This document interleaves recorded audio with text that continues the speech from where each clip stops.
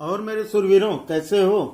तो आज मैं आप लोगों के लिए लेके आया हूँ एक बहुत ही खास वीडियो कि किसी भी कॉम्पिटिटिव एग्जाम में, किसी भी प्रतियोगी परीक्षा में तुक्का लगाने का सही तरीका क्या है।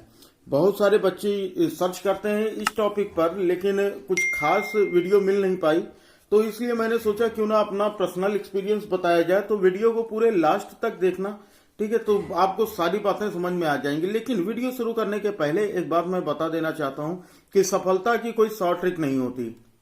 अगर सफलता प्राप्त करनी है तो उसके लिए हमें मेहनत करनी पड़ेगी। तो लेकिन कभी कभी ये होता है कि मेहनत करने के बावजूद भी हम पेपर में काफी सारे क्वेश्चन हम कर लेते हैं, लेकिन काफी सारे क्वेश्चन करने के बाद भी हमको ये लगता है कि जो कट ऑफ होगा उस तक हम नहीं पहुंच पा रहे हैं। तो वहां पर हम शुरू कर देते हैं तुक्का लगाना। ठीक है, अब देखो, तुक्का लगाने के लिए दो तरह के पेपर होते हैं। एक तो पेपर होता है जिसमें निगेटिव मार्किंग होती है। ठीक है, दो तरह के पेपर होते हैं। एक होता है जिसमें निगेटिव मार्किंग होती है और दूसरा होता है जिसमें निगेटिव मार्किंग नहीं होती। हम यहाँ पर अब पहले तो ये समझ लेते हैं कि ये है क्या चीजें। निगेटिव मार्किंग का मतलब ये होता है कि जैसे अगर मान लो हमने 4 क्वेश्चन सही किया, ठीक है, 1 2 और 3 और ये 4, हमने 4 क्वेश्चन सही किए। 4 क्वेश्चन सही किए और साथ में अगला जो 5वां क्वेश्चन आ गया वो हमने कर दिया गलत।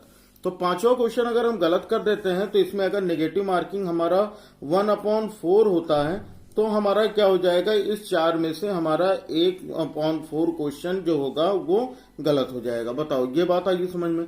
तो इसका मतलब ये है कि हमारे सही में से ये नंबर क्या होंगे, कम हो जाएंगे। ठीक है, अब देखो, ये एक तो ये कोई होता है, दूसरा ये होता है जिसमें नॉन निगेटिव होता है। यानी कहने का मतलब ये है कि इसमें अगर हम क्वेश्चन गलत भी कर देते हैं, कोई क्वेश्चन हम रॉन्ग भी कर देते हैं, तो उसके लिए कोई मार्क हमारे लिए कट नहीं किए जाएंगे। ठीक है, कोई मार्क कट नहीं होगा। तो दो तरह के पेपर अब हम इस वीडियो में बात करने वाले हैं नॉन निगेटिव पेपर्स के बारे में, कि जिन पेपर्स में निगेटिव मार्किंग नहीं होती है। तो देखो, वीडियो लास्ट तक देखना, सारी चीजें मैं समझा दूंगा कि इस पेपर का फंडा क्या होता है। यहाँ पर देखो, एग्जाम जो होते हैं ना, एग्जाम में जो क्वेश्चंस आते हैं बच्चा, वो 2 तरह के क्वेश्चंस होते हैं। कौन कौन से क्वेश्चन होते हैं?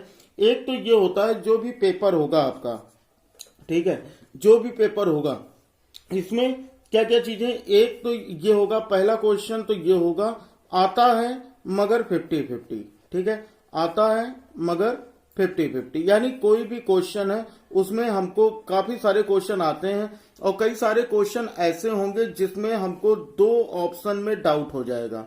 ठीक है, यानी ऑप्शन ए सही है या ऑप्शन बी सही है, ऑप्शन सी सही है या ऑप्शन डी सही है, ऑप्शन ए सही है या ऑप्शन डी सही है, ऑप्शन बी सही है या ऑप्शन सी। इस तरह से हमारे दिमाग में कई क्वेश्चंस में इस तरह की प्रॉब्लम क्रिएट होती है। तो ये, और दूसरा क्वेश्चन क्या होता है, दूसरा तो टाइप ये आता है जिसमें हमें उसके बारे में, उस पेपर के बारे में बिल्कुल भी कुछ नहीं आता। ठीक है, बिल्कुल भी नहीं आता कि उसमें जो क्वेश्चन है वो बिल्कुल भी नहीं आता कि वो क्या क्वेश्चन मैंने कभी पढ़े ही नहीं है। तो देखो, इस तरह के जो भी पेपर आते हैं, अगर आता है मगर यानी कई सारे क्वेश्चन, अगर ये इस तरह के पेपर ऐसे होते हैं, जैसे मान लेते हैं कि हमारे 100 मार्क्स का 100 क्वेश्चन के पेपर हैं, उसमें हमारे 80 क्वेश्चन तो हमें आते हैं, लेकिन ये 20 क्वेश्चन जो हैं ये हमें नहीं आते। और इन 20 क्वेश्चन में काफी सारे क्वेश्चन ऐसे हैं जिनमें हमें, मान लेते हैं 10 क्वेश्चन ऐसे हैं जिनमें हमें डाउट है ए और बी, यानी कोई भी ए या बी में से, या फिर हमको यानी 2 ऑप्शन में से डाउट है। ठीक है, और ये 10 क्वेश्चन जो है ये हमने नहीं पढ़े हैं। इनमें से, इन 2 क्वेश्चन में से हमने कोई भी क्वेश्चन वो पढ़ा ही नहीं है। तो हम क्या करेंगे, तो हमारा जो भी पैटर्न होगा, जब हम क्वेश्चन को सॉल्व करेंगे, तो क्वेश्चन को सॉल्व करते समय, जैसे हमारी ओएमआर सीट देखो, ये हमारी ओएमआर सीट है। जैसे मान लेते हैं कि हम यहाँ पर हमको ये 5 क्वेश्चन आते हैं। ठीक है, ये आ गया हमारा 1, ये हो गया हमारा 2, ये हो गया 3, ये हो गया 4 और ये हो गया 5। ठीक है, यहाँ पर इस तरह से कुछ क्वेश्चन हमारा मान लेते हैं, ये इस तरह से हमारा कुछ पैटर्न बना। अगर आपको अगले क्वेश्चन में डाउट है, अगले क्वेश्चन में अगर आपको ए या बी में डाउट है तो आपको ये दिखाई दे रहा है कि आपके जो बी वाले ऑप्शन है, मतलब पूरे पेपर का एनालिसिस करना, जितने 80 क्वेश्चन किए हो उसमें देख लो कि कौन से ऑप्शन आपके सबसे ज्यादा सही हो रहे हैं। तो जो सबसे ज्यादा सही होगा तुक्का उस पे लगाना, ठीक है। या फिर कभी कभी ये होता है कि नहीं हमारे ऑप्शन तो यार हमको सी और डी में हमको कंफ्यूजन है, तो अगर सी और डी में कंफ्यूजन है तो वहां पे क्या करोगे कि जैसे यहां पर पैटर्न देखा, अब यहां पर जब भी ये देख लिया तो हम नीचे क्वेश्चन पे आ जाएंगे, ठीक है। इसके नीचे वाले क्वेश्चन अब हम चेक करेंगे। तो इसके नीचे वाले क्वेश्चन में अगर हम देखेंगे तो यहां पर हमारा एक सी बनेगा, फिर एक डी बनेगा, फिर हमारा एक सी बन गया। तो इस तरह से अगर हमारा पैटर्न बनता है तो हम वहां पर क्या करेंगे, 2 बार हमारा सी है ना, तो हम यहां पर क्या करेंगे, सी और डी में से हम यहां पर अपने सी को हम प्रायोरिटी देंगे। बताओ बात आ रही समझ में। तो इस तरह से ये पहला टाइप तो ये होगा कि हम इस तरह से हम तुक्का लगाएंगे।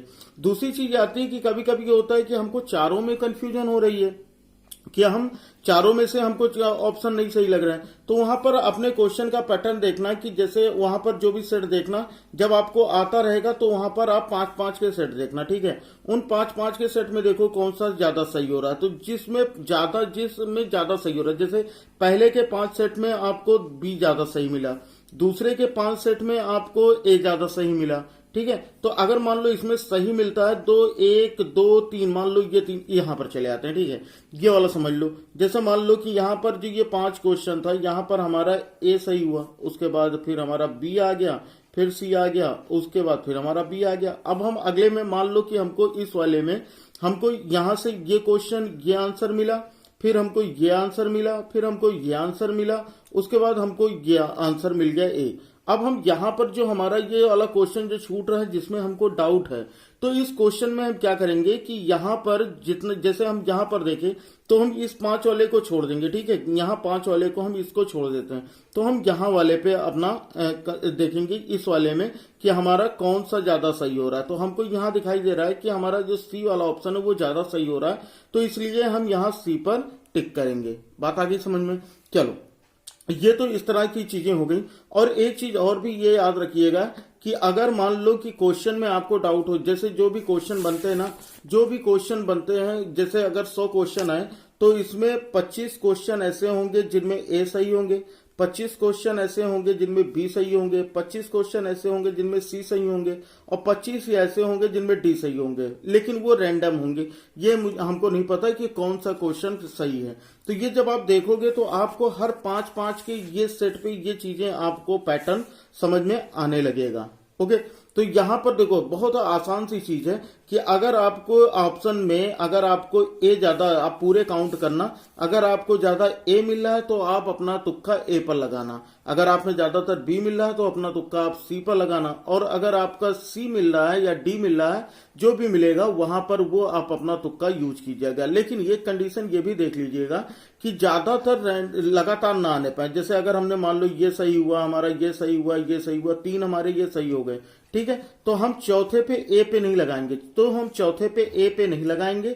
हम कहां पर लगाएंगे बच्चा, तो हम इसके आगे वाले क्वेश्चन को देखेंगे और इनमें जो हमारा पैटर्न बनेगा, जैसे यहां पर बी हो गया, ये सी हो गया, ठीक है, ये सी हो गया, फिर बी हो गया, तो इस तरह के जो क्वेश्चन बनेंगे उसमें ज्यादातर आपके सी सही होंगे, ठीक है। तो ये चीज याद रखिएगा। अगर मान लो लगातार 3, ये आपको पक्का पता है कि यहाँ ये 3 क्वेश्चन मेरे सही हैं और ये वाला क्वेश्चन नहीं आ रहा है, तो इस वाले क्वेश्चन पे कौन सा लगाओगे, सी लगाओगे। बात आ गई समझ में। तो अगर समझ में आ गया है तो वीडियो लाइक कर दो, और नहीं समझ में आया तो वीडियो को दोबारा से जरूर देख लेना, ठीक है। सारी चीजें समझ में आ जाएंगी, एक बार में चीजें समझ में नहीं आएंगी। उसके बाद अगली चीज आती है, अगला आता है, ये टॉपिक आता है कि जिसमें हमें बिल्कुल भी नहीं आता।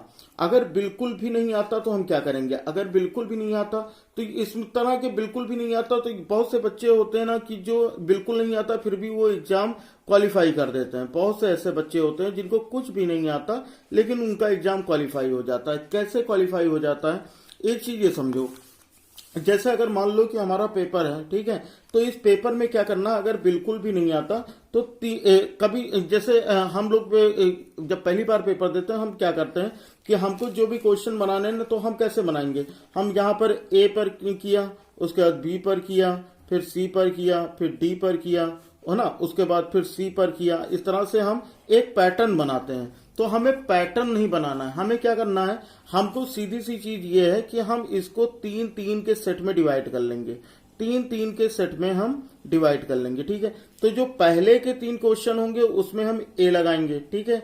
दूसरे के जो बी क्वेश्चन होंगे उसमें हम जो दूसरा सेट बनाया है उसमें हम सी लगाएंगे।